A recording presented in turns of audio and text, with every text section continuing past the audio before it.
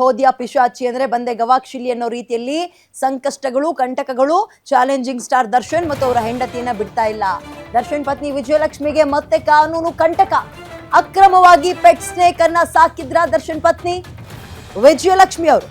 ವನ್ಯಜೀವಿ ರಕ್ಷಣಾ ಕಾಯ್ದೆ ಪ್ರಕಾರ ಇಂತಿಷ್ಟೇ ಪ್ರಾಣಿಗಳ ಸಾಕಣೆಗೆ ಅನುಮತಿ ಇದೆ. ಇಂತಿಷ್ಟೇ ಅಂದ್ರೆ ಇಂತಿಂತದ್ದನ್ನೇ ಅಂತ. ನಾಯಿ ಸಾಕ್ಬೋದು, ಯಾರು ಬಂದು ಕೇಳಲ್ಲ. ಬೆಕ್ ಸಾಕ್ಬೋದು, ಯಾರು ಬಂದು ಕೇಳಲ್ಲ. ಹಸು ಸಾಕ್ಬೋದು, ಯಾರು ಬಂದು ಕೇಳಲ್ಲ. ಮೊಲನೂ ಸಾಕಣೆ ಮಾಡ್ತಾರೆ, ಆಮೆ ಸಾಕಣೆ ಮಾಡಿರೋದ್ನು ನೋಡಿದೀವಿ. ಹಂಗಂತ ನಾನು ಪ್ರಾಣಿ ಪ್ರಿಯ ಅನ್ಕೊಂಡು ಎಲ್ಲಾನು ಸಾಕಣೆ ಮಾಡಕ್ಕಾಗಲ್ಲ. ಅದಕ್ಕೆ ಒಂದು ಕೆಲವೊಂದು ರೂಲ್ಸ್ ರೆಗ್ಯುಲೇಷನ್ಸ್ ಅಂತ ಇರುತ್ತೆ ನೋಡಿ. ದುಬೈಯಲ್ಲೆಲ್ಲ ಹಂಗ್ ನೋಡಿದ್ರೆ ಬೆಕ್ಕಿನ ಮರಿ ತರ ಈ ಹುಲಿ ಸಿಂಹನೆಲ್ಲ ಸಾಕಣೆ ಮಾಡ್ತಾರೆ. ನಮ್ಮಲ್ಲಿ ಮಾಡಕ್ಕಾಗತ್ತಾ? ಪ್ರಾಣಿ ಪ್ರಿಯರು ಇಬ್ರು ಗಂಡ ಹೆಂಡತಿ ಹೌದು, ನಮಗೋದು ಬಹಳ ಹೆಮ್ಮೆ, ನಮಗೂ ಪ್ರೀತಿ.